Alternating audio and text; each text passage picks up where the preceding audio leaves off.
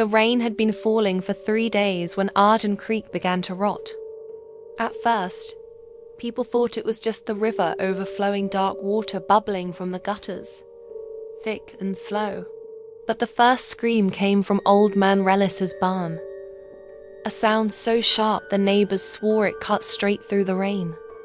When they opened the barn, they found him half melted. His body was slumped against the wall, his skin sliding off like soaked paper, bones glistening through the dripping mess. Something pulsed beside him, a mound of quivering black-green slime, breathing as if alive. Every few seconds it twitched, and the ground hissed where it touched, burning deep. They backed away. They should have run. The slime split, dividing like a living wound. 2 smaller masses slithered forward, leaving smoking trails on the floorboards. By nightfall, the town was crawling with them. Myra, a 19-year-old working the night shift at the diner, was wiping a counter when she heard a wet thud against the window. She turned. A face half dissolved slid down the glass. It was Mrs. Harrow, her jaw melting, her eyes begging, her hand pressed to the window as the slime clung to her back, eating through her spine. She collapsed with a muffled scream, leaving behind a smear of bubbling acid. Myra froze. Then she heard it, the dragging sound, like a bucket of organs being pulled across concrete. The slime pushed itself under the diner door fin at first, like spilled oil, then thicker, rising, forming tendrils that slapped weightily against the tiles. The lights flickered. The air filled with the smell of burning meat.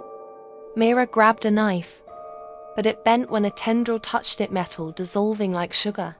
She ran, slipping through the back door just as the slime erupted upward, forming a massive heaving shape with mouths.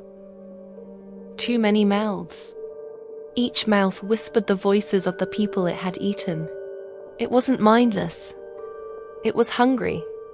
Yes, but it was also curious. Every time it absorbed someone, it grew smarter, faster. It began forming eyes within its mass human eyes, blinking inside the goo. It learned to mimic voices. It learned to move upright. It learned to hunt. By the next morning, it had taken the shape of a towering figure made of dripping flesh and ooze, wearing the faces of its victims like floating masks. It searched the town. It called names in familiar voices. It knocked on doors. Myra hid in the abandoned school with 5 survivors. They barricaded the doors, whispered in the dark, prayed the thing wouldn't find them. But it already knew where they were. It could smell their fear. Just before dawn, the floorboards began to soften.